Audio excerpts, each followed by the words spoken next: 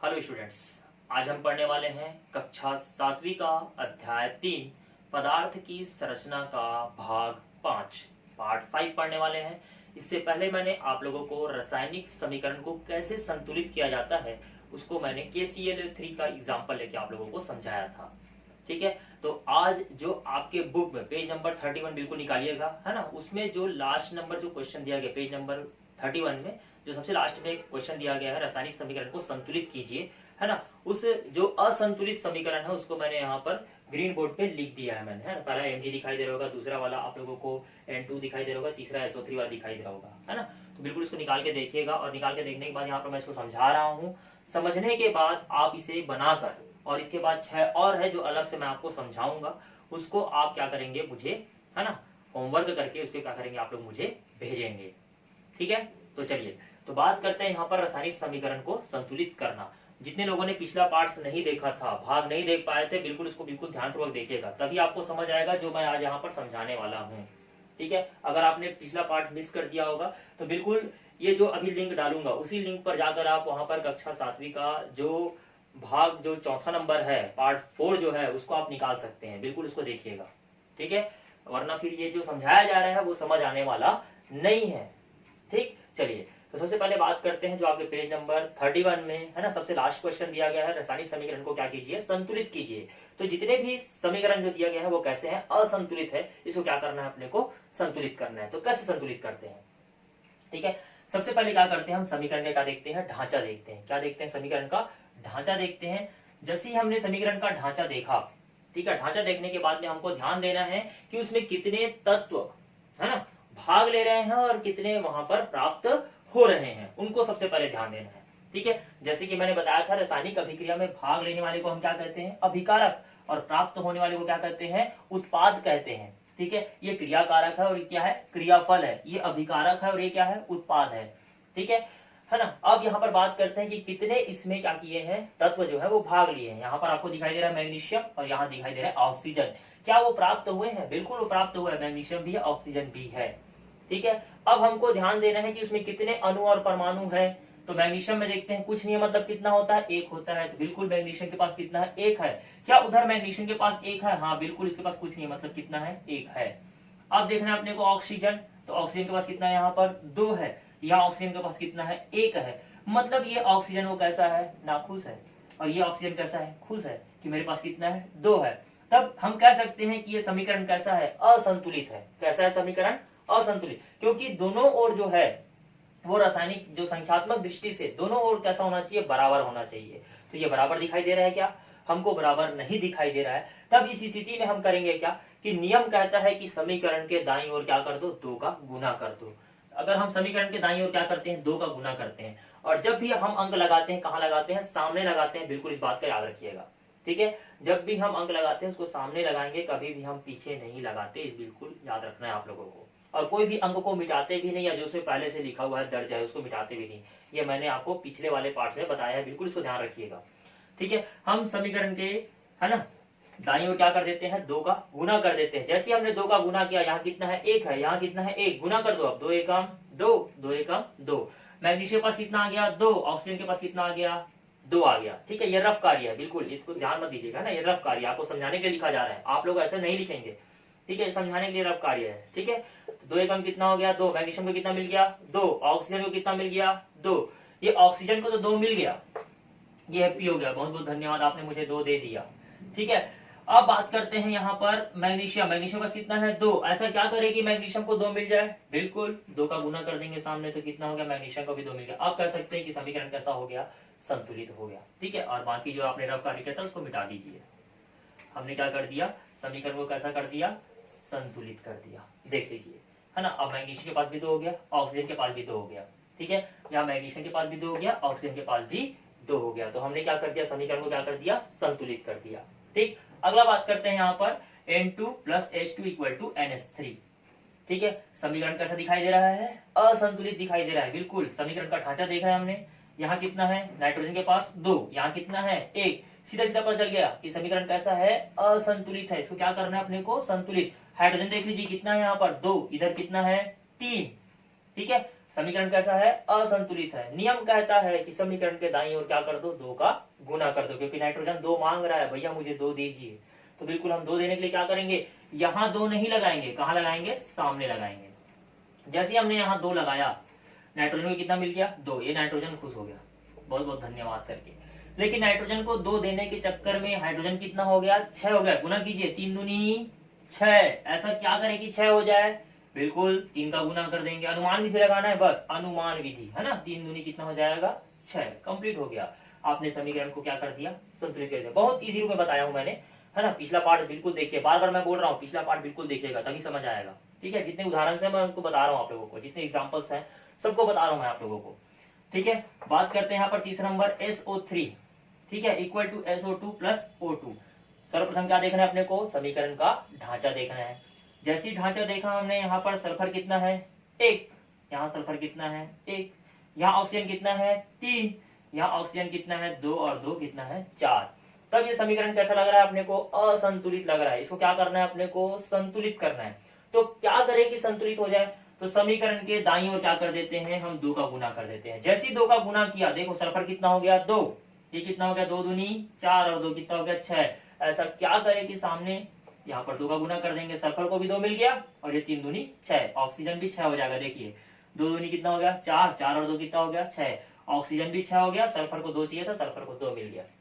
तो इस प्रकार से हम समीकरण को क्या कर सकते हैं, संतुलित कर सकते हैं, ठीक है। इससे और थोड़ा सा हार्ड रूप में, है ना, कक्षा 8वीं 9वीं में जाओगे, उसके लिए एक और 6 मैं यहाँ पर एग्जाम्पल लिख रहा हूँ और उसे संतुलित करके आप लोगों को बताऊंगा, तो बिल्कुल इसको ध्यानपूर्वक समझिएगा। तो चलो चलते हैं, है ना, 6 एग्जाम्पल को और समझते हैं, ठीक। चलिए, जितना भी उदाहरण है मैंने यहाँ पर आप लोगों के लिए लिख दिया है, ठीक है। यहाँ पर 6 उदाहरण मैंने दिए हैं, आपके बुक में भी, ये पाठ्य पुस्तक में दिया गया है ना। और इसको क्या करना है, ये जितने भी समीकरण यहाँ पर मैंने लिखा है पहले से लेकर 6वें तक, वो सभी कैसे हैं, असंतुलित है। इसको क्या करना है अपने को, संतुलित करना है। ऐसे 6 जो है उनको हम संतुलित करेंगे, असंतुलित है उसको संतुलित करेंगे। तो आप लोग बिल्कुल जितने भी पाठ्य पुस्तक में और दिए गए हैं, या जो भी आपके सामने ऐसा असंतुलित समीकरण लेकर आएगा, बिल्कुल आप उसे, है ना, बेवजह मतलब क्या कर सकते हो, असंतुलित जो है उसको क्या कर सकते हो, संतुलित कर सकते हो। चलिए तो बात करते हैं। सबसे पहले यहाँ पर आपको सामने दिया गया है CH4, मीथेन है ये, है ना। CH4 दिया गया है आपको, उसके बाद प्लस क्या है, O2 है, उसके बाद, है ना, अभिक्रिया में क्या क्या प्राप्त हुआ है, H2O है और CO2 है। तो मैंने आपको जैसे बताया था कि जब भी समीकरण को संतुलित करना है, आपको समीकरण का क्या देखना है, ढांचा देखना है। क्या देखना है, समीकरण का ढांचा देखना है। तो सबसे पहले हमने समीकरण का ढांचा देखा। ढांचा देखने के बाद में हमको ये ध्यान देना है कि कौन कौन से इसमें तत्व जो है वो भाग ले रहे हैं, या यौगिक भाग ले रहे हैं, या जो भी पदार्थ है भाग ले रहे हैं, और कौन कौन से प्राप्त हो रहे हैं उसको ध्यान देना है सबसे पहले। तो सबसे पहले हमने ढांचा देखा। ढांचा देखने के बाद में कौन कौन भाग ले रहा है, मतलब अभिकारक में कौन कौन है और उत्पाद में कौन कौन है, उसको ध्यान देना है। क्या इधर कार्बन है, बिल्कुल हाँ कार्बन है। क्या उधर कार्बन है, बिल्कुल है कार्बन। यहाँ हाइड्रोजन है, बिल्कुल है हाइड्रोजन, इधर भी हाइड्रोजन है। यहाँ ऑक्सीजन है, इधर भी ऑक्सीजन है। ये तो हमने देख लिया, ये सर्वप्रथम क्रियाकलाप आपको करना ही है, ठीक। उसके फिर बात करते हैं कि कितने अणु और परमाणु उसमें मौजूद हैं, उसको ध्यान देना है। यहाँ कार्बन के पास देखो कितना है, 1 है। यहाँ कार्बन के पास देखो कितना है, 1 है, बिल्कुल। ये भी हैप्पी है और ये भी हैप्पी है। यहाँ हाइड्रोजन के पास देखो कितना है, 4 है। कितना है, 4 है। यहाँ हाइड्रोजन के पास देखो कितना है, 2 है। तो बिल्कुल ये हाइड्रोजन कैसा हैप्पी है और ये कैसा है अनहैप्पी। ये खुश है और ये नाखुश है।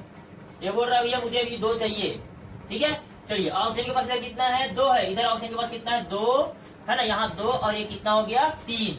2 और ये कितना हो गया, 3। यहाँ कितना है, 2। तो बिल्कुल हम कह सकते हैं कि ये समीकरण कैसा है, असंतुलित है। कैसा है समीकरण, कैसा है, असंतुलित है। इसको क्या करना है अपने को, संतुलित करना है। तो संतुलित कैसे करेंगे, संतुलित करने के लिए नियम मैंने बताया था आपको, समीकरण के दाईं ओर क्या कर दो, 2 का गुना कर दो। समीकरण के दाईं ओर क्या कर देते हैं, 2 का गुना कर देते हैं। तो यहाँ 2 का हमने क्या कर दिया, गुना कर दिया। तो कितना बन गया, 2 दूनी 4। यह हाइड्रोजन कितना है, 4। बिल्कुल ये हैप्पी हो गया।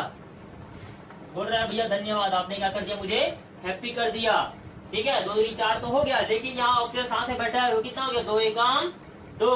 ये तो 4 बन गया, ये खुश हो रहा है, 4 बन गया। इसको 4 मिल गया, ये भी खुश हो गया, ठीक है। यहाँ लेकिन देखेंगे आप, ये कितना हो गया, ऑक्सीजन कितना हो गया, 2 एकम 2 हो गया, ठीक है। यहाँ ऑक्सीजन कितना है, 2 एकम 2 में ही बैठा हुआ है। कार्बन कितना है, 1। यहाँ कार्बन कितना है, 1। ये भी एपी, ये भी एपी, ठीक है। लेकिन अब इसको जोड़ेंगे, इधर कितना है 2 और इधर कितना है 2, तो ऐसा क्या गुना करे कि इधर 4 तो हो गया है ना। उत्पाद कितना हो गया, ऑक्सीजन 4 हो गया। ऐसा क्या करे कि इधर 4 हो जाए, तो 2 का गुना कर देंगे यहाँ, तो 2 दूनी कितना हो जाएगा 4। ठीक है, अब इसको जोड़ लो, 2 और 2 कितना हो जाएगा 4। देख लो ऑक्सीजन की मात्रा इधर कितना है 2, इधर ऑक्सीजन की मात्रा कितना 2, 2 और 2 यहाँ प्लस लगा है तो जोड़ देंगे, 2 और 2 कितना हो गया 4। यहाँ ऑक्सीजन कितना हो गया 4, ऑक्सीजन हैप्पी। कंप्लीट हो गया ऑक्सीजन का भाग। कार्बन का भाग देखो यहाँ कितना है 1, यहाँ कार्बन का भाग कितना है 1, ये भी खुश हो गया। ठीक है, अब यहाँ हाइड्रोजन का भाग देखो कितना है 4, इधर भी कितना है 4। बिल्कुल आपने समीकरण में क्या कर दिया, संतुलित कर दिया। किसी भी भाग को आपको मिटाना नहीं है, इस बात का ध्यान रखना। मैंने पहले बताया था आप लोगों को, किसी भी भाग को मिटाना नहीं है। आपको क्या करना है, अनुमानित विधि से केवल अंक लगाना है, चाहे वो 3 हो 4 हो 5 हो 10 हो 12 हो 15 हो, जितना भी हो आप लगा सकते हो, लेकिन किसी भी अंक को आप मिटा नहीं सकते। चलिए, पहला नंबर तो आपने संतुलित कर दिया। ठीक है, ये रफ वर्क है बेटा, है ना।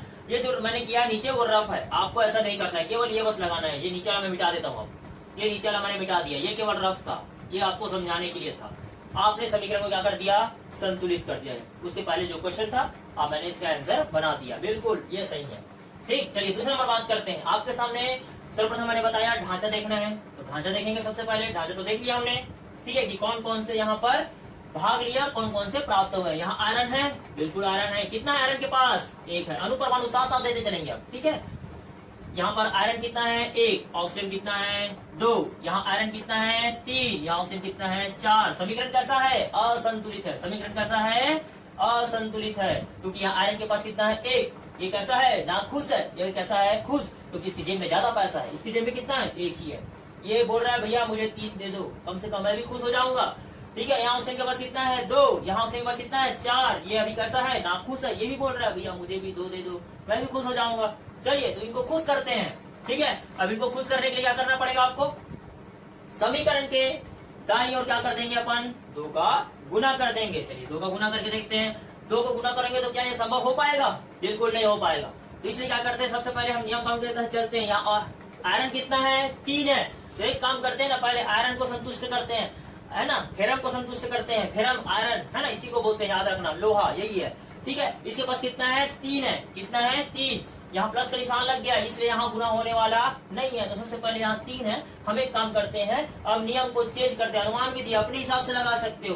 तो हम क्या करते हैं, समीकरण के बाईं ओर आ जाते हैं। कहाँ जाते हैं, समीकरण के बाईं ओर आ जाते हैं और यहाँ 3 का गुना कर देते हैं। ठीक है, 3 का गुना किए, कितना बन गया इधर, ये 3 बन गया। कितना बन गया 3, आयरन भी खुश हो गया। अब बोल रहा है भैया मैं केवल ऑक्सीजन में बच गया हूँ, इधर 4 है, इधर कितना है 2 है, ऐसा क्या गुना करे कि 4 हो जाए। अरे भैया 2 का गुना कर दो, 2 दूनी कितना हो गया 4 हो गया, बकायदा संतुष्ट, ये भी संतुष्ट। बिल्कुल बोल रहा है भैया, धन्यवाद, आपने मुझे क्या कर दिया, संतुलित कर दिया। ठीक, बहुत इजी रूप में बता रहा हूँ आपको। आप बुक में जो भी नियम कानून दिया गया उसके हिसाब से चलोगे तो थोड़ा सा कंफ्यूज हो जाओगे, हालांकि वो समझ तो आएगा लेकिन कंफ्यूज हो जाओगे। लेकिन जो मैं नियम बता रहा हूँ बिल्कुल इजी, एकदम आपके समझ लायक बता रहा हूँ। जितने छोटे स्तर के बच्चे हैं उनके लिए बहुत अच्छा है, जो बड़े स्तर के हैं उनके लिए बहुत अच्छा है समझने के लिए। ठीक है, चलिए बात करते हैं। ऐसा दिया जाता है तो बिल्कुल यही नियम अपनाइए, आप जो मैं बता रहा हूँ वही नियम अपनाइए, है ना। जो भी नियम कहता है पाठ्य पुस्तक में तो दिया गया है, वो नियम भी अच्छा है ना, लेकिन जो मैं नियम बता रहा हूँ आपके समझने के लिए बहुत बेटर है। ठीक, चलिए अब बात करते हैं तीसरा number, C3H8 + O2 = H2O + CO2।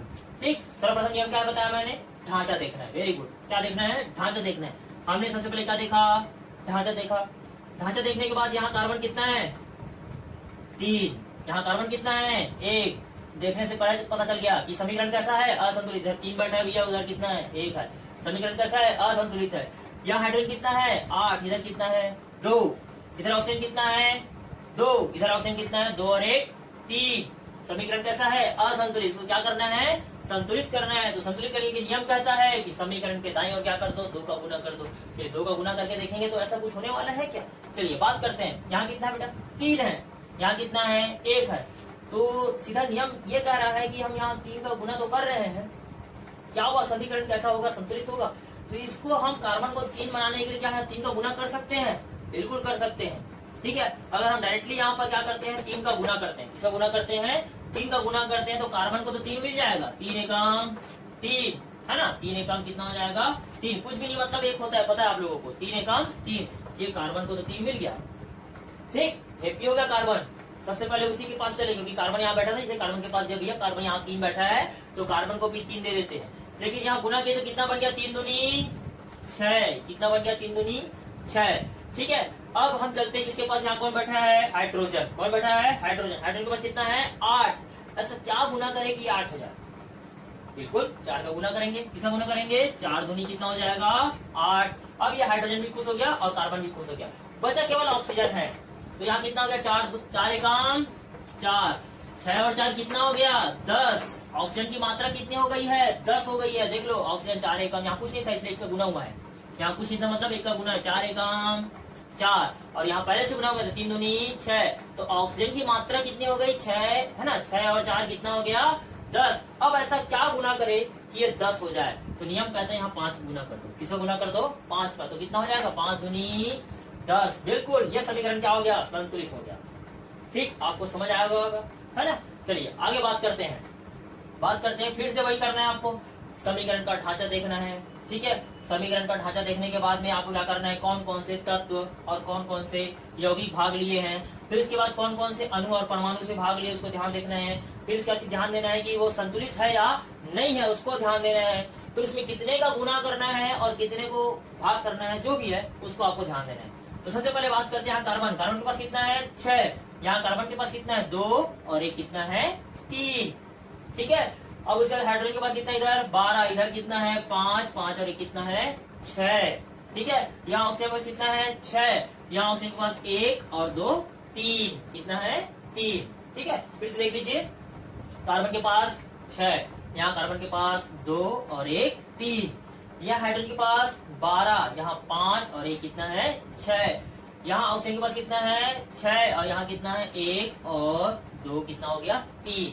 ठीक है, तो अब हमको क्या करना है ना, क्या करना है, समीकरण के दाईं ओर ऐसा क्या गुना करे कि ये जो है वो पूर्ण हो जाए। ठीक है, मतलब ये समीकरण जो है वो क्या हो जाए, संतुलित हो जाए। ठीक है, तो चलिए बात करते हैं। सबसे पहले अगर हम यहाँ 2 का गुना कर दे, समीकरण के अनुमान विधि के तहत अगर हम समीकरण के बाईं ओर, है ना, बाईं ओर नहीं सॉरी दाईं ओर क्या कर देते हैं, 2 का गुना कर देते हैं, कितना हो जाएगा, 2 दूनी 4। लेकिन एक और है यहाँ, तो कितना हो जाएगा, 5। लेकिन अपने को चाहिए कितना, 6। तो एक काम करते हैं ना, यहाँ भी 2 का गुना कर देते हैं, तो 2 एकम कितना हो जाएगा, 2। तो 4 और 2 कितना हो गया, 6। कार्बन खुश हो गया, बोल रहा है भैया बहुत बहुत धन्यवाद, आपने 2 देकर मुझे क्या कर दिया, संतुष्ट कर दिया। अब बात करते हैं ये कितना हो जाएगा, 5 दूनी 10। हाइड्रोजन बस को देखना ना, बाकी किसी को नहीं देखना, हाइड्रोजन को संतुष्ट कर रहा हूँ, 12 चाहिए उसको, है ना। 5 दूनी 10, यहाँ कुछ नहीं है मतलब कितना है, 1। तो 2 एकम 2, तो 10 और 2 कितना हो गया बेटा, 12। बिल्कुल हाइड्रोजन भी क्या हो गया, संतुष्ट हो गया। अब केवल ऑक्सीजन बचा है, कितना चाहिए उसको, 6 चाहिए। देखते हैं 6 मिलता है कि नहीं मिलता है। यहाँ देखो 2 दूनी 4, यहाँ कुछ नहीं मतलब कितना है, 1। 2 एकम 2, तो 2 4 कितना हो गया, 6। बिल्कुल ये भी संतुष्ट हो गया। बहुत इजी रूप में बता रहा हूँ आप लोगों को, बहुत इजी रूप में आपको संतुलित करना सिखा रहा हूँ मैं। मैं 4 जो बताया हूँ, है ना, शायद तक मैंने जो 4 बताया है वो 4 आपको समझ आ गया होगा आप लोगों को। ठीक है, चलिए 5 नंबर बात करते हैं, है ना। जब ऐसा समीकरण दिया है तो उसे कैसे संतुलित करें, बाकी तो आप संतुलित कर सकते हो और बहुत इजी रूप में समझा दिया आपको मैंने। ठीक है, चलिए 5 नंबर बात करते हैं। यहाँ पर, है ना, यहाँ पर दिया गया है आप लोगों का Hg, ठीक है, जिसको पारा कहते हैं, जिसका उपयोग थर्मोमीटर में किया जाता है ना। Hg यहाँ होल्ड वाइज कोष्टक के अंदर है, NO3 नाइट्रेट आयन है और यहाँ पर है 2। ठीक है, plus Ki equal to HgI2 plus KNO3। ठीक है, जब भी ऐसा दिया गया है, जब भी कोष्टक के अंदर ऐसा दिया गया है, मतलब ये 2 बार है, मतलब ये दोनों के लिए है। किसके लिए है, दोनों के लिए, O के लिए भी है और N के लिए भी है। इसे गुना कर सकते हो, 2 एकम 2 और 3 दूनी 6, ऐसा गुना कर सकते हो आप लोग। ठीक है, पुनः बता देना चाहता हूँ, जब भी ऐसा कोष्टक के अंदर है, ठीक है, ऐसा कोष्टक के अंदर है, तो आपको ध्यान देना है कि ये 2 अगर बाहर है मतलब ये कोष्टक के लिए ही काम करेगा, इसके लिए काम नहीं करेगा। ठीक है, तो 2 तिया कितना हो जाएगा, 6, मतलब ऑक्सीजन कितना हो गया, 6 और 2 एकम 2, नाइट्रोजन कितना हो गया, 2। इस बात को याद रखना। ठीक है, जब भी ऐसा दिया जाएगा, यहाँ पर भी दिया गया वही चीज, है ना। यहाँ है ना, ऑक्सीजन भी है, हाइड्रोजन, मतलब ऑक्सीजन के लिए भी 2 है और हाइड्रोजन के लिए भी 2 है, लेकिन कैल्शियम के लिए नहीं है, क्योंकि वो कोष्टक के अंदर है ना, उसी के लिए है, इसके लिए नहीं है। इस बात को भी ध्यान रखना। ठीक, चलिए यहाँ पर भी दिया गया है, सेम वही है, जो चीज यहाँ मैंने आप लोग को बताया वही चीज है। ठीक, चलिए बात करते हैं यहाँ पर अब Hg, है ना। यहाँ पर Hg कितना है, 1 है, यहाँ भी कितना है, 1। यहाँ पर NO3 को ध्यान देना, यहाँ पर N कितना है 2, अभी बताया मैंने ना, गुना हो जाता है, 2 एकम 2 और 3 दूनी 6, तो N कितना है बेटा यहाँ 2, इधर कितना है 1, ठीक। यहाँ ऑक्सीजन कितना है 3 दूनी 6, यहाँ ऑक्सीजन काउंट कीजिए कितना है 3, ठीक। बात करते हैं यहाँ K कितना है 1, यहाँ कितना है 1, I कितना है 1, यहाँ कितना है 2। समीकरण कैसा है, असंतुलित है। ढांचा तो देख लिया, और उसमें जो भी अणु परमाणु था वो भी हमने बता दिया, वो कैसा है, असंतुष्ट है, मतलब असंतुलित है। उसको क्या करना है, अपने को संतुलित करना है। तो संतुलित कैसे करेंगे, संतुलित करने के लिए सबसे पहले हमको लेकर चलना है समीकरण के, कहा जाएंगे हम लोग समीकरण के। अगर हम दाई ओर जाते हैं तो हम देखते हैं कि यहाँ आयोडीन है वो पहले से 2 लेकर बैठा है, कितना लेकर बैठा है 2 लेकर बैठा है। तो हम एक काम करते हैं ना, बाई ओर आ जाते हैं, आयोडीन को 2 देने का प्रयास करेंगे, क्योंकि बाकी तो जो है वो है। तो एक काम करते हैं, हम आयोडीन को 2 देने का प्रयास करते हैं। यहाँ हम क्या करते हैं 2 का गुना लगा देते हैं, क्योंकि हमको जब भी, मैंने पहले बताया ना, अगर आप किसी से उधारी लिए हो तो क्या करते हैं, हम केवल उसको हाथ में देते हैं, भैया ले पैसा गिन ले, आपको मैंने उधारी लिया था, वो उधार मैं चुकाने आया हूँ, आप पैसा गिन लीजिए। आप 100 रुपए लिया था, ये 100 रुपए आपको है, ठीक है। हम डायरेक्ट उसके जेब में ही डाल देते हैं कि ले भैया ये आपका 100 रुपया, बिल्कुल ऐसा नहीं करते हैं, ठीक। तो वही है, हमको क्या करना है, सबसे पहले समीकरण के बाईं ओर आ जाना है और 2 का गुना कर देना है। जैसे 2 का गुना किया, आयोडीन को कितना मिल गया 2 मिल गया, ये आयोडीन भी हैप्पी हो गया, बोला भैया इधर तो मैं 2 था, इधर भी 2 हो गया, ये बिल्कुल हैप्पी हो गया, बोल रहा है बहुत बहुत धन्यवाद, आपने मुझे खुश कर दिया, ठीक। यहाँ पोटेशियम को देखिए कितना हो गया 2, पोटेशियम कितना हो गया 2, ठीक है, 2 एकम 2। यहाँ पोटेशियम कितना है 1 है, तो इसको 2 करने के लिए हम क्या करेंगे 2 का गुना करेंगे, तो 2 एकम कितना हो जाएगा 2। यहाँ नाइट्रोजन कितना है 2, ऑक्सीजन कितना है 6, देख लो गुना करेंगे 2 एकम 2 और 3 दूनी 6, बाकी सब संतुष्ट हो गया। बहुत इजी रूप में समझाया हूँ, ठीक है, पूरा देख लीजिए। यहाँ आयोडीन कितना था 2, आयोडीन कितना था 2, हमने बाईं ओर गए और आयोडीन को 2 देने का प्रयास किया, हम पीछे नहीं लगाएंगे, सामने देंगे। जैसे हमने सामने लगाया, आयोडीन का यहाँ से गुना किए, पोटेशियम का 2 एकम 2 हो गया, आयोडीन कितना हो गया 2 एकम 2 हो गया, तो आयोडीन तो खुश हो गया, उसके चलते पोटेशियम भी खुश हो गया, मेरे को 2 मिल गया करके। लेकिन ये पोटेशियम गुस्से में देख रहा था, अरे भैया मुझे 2 नहीं मिला, मुझे भी 2। हमने 2 सामने जैसे लगाया, पोटेशियम को 2 मिला, उसके चलते ये भी संतुष्ट हो गया। नाइट्रोजन पहले से 2 लेकर बैठा था, ये 3 दूनी 6 लेके बैठा था, ये देखो 2 एकम 2 और 3 दूनी 6, और Hg 1 लेके बैठा था, 1 लेके बैठा ही छुआ है, ठीक है। अर्थात ये जो समीकरण था वो क्या हो गया, संतुष्ट हो गया, बिल्कुल संतुलित हो गया, ठीक है। बहुत इजी रूप में समझाया आप लोगों को।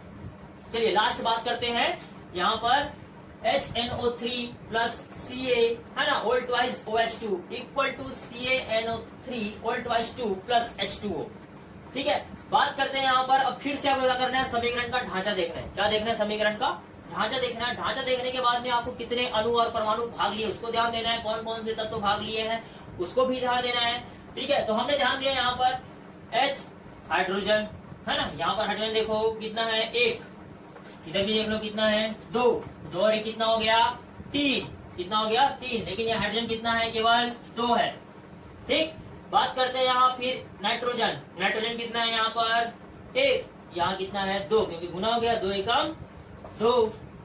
ऑक्सीजन कितना है 3, यहाँ कितना है 3 दूनी 6 और ये 7, ठीक है, इधर भी है यहाँ पर 1 है ना। तो ये सबको ध्यान देना है, और हम बता सकते हैं कि ये समीकरण कैसा है, असंतुलित है।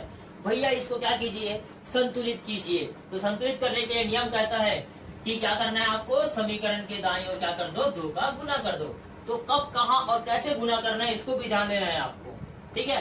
जैसे हम चलते हैं सबसे पहले बाकी को देखते हैं, यहाँ नाइट्रोजन कितना है 2 है, यहाँ कितना है 6 है, ऑक्सीजन 6 है। तो ऐसा क्या करें कि ये गुना करेंगे तो बराबर हो जाएगा।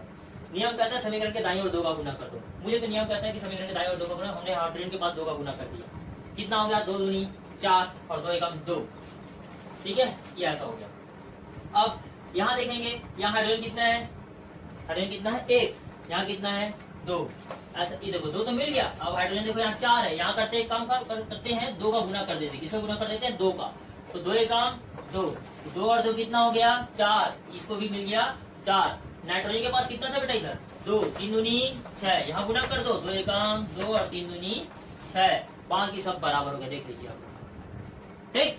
बहुत इजी रूप में समझाया हूँ। जितना भी आपके पाठ्य पुस्तक में और समीकरण दिया गया है बिल्कुल उसको संतुलित कीजिएगा, है ना, और उसको अच्छे से बनाइएगा। जहां समझ नहीं आएगा मैंने अपने लिंक में है ना और वीडियो में डाला भी है, अपना फोन नंबर भी डाला है, आप लोग व्हाट्सएप ग्रुप में भी जुड़े हो, बिल्कुल आप मुझे कॉल कीजिए, मैसेज कीजिए, जहां भी जो भी समस्या जाएगा बिल्कुल मैं आपको समझाऊंगा। ठीक, आज के लिए जितना भी मैंने आप लोग को रासायनिक समीकरण संतुलित करने का विधि बताया है ना, और उम्मीद करता हूं आपको समझ आया होगा, और जहां भी समझ नहीं आया बिल्कुल आप कॉल कीजिएगा। ठीक, तो आज के लिए इतना टॉपिक था।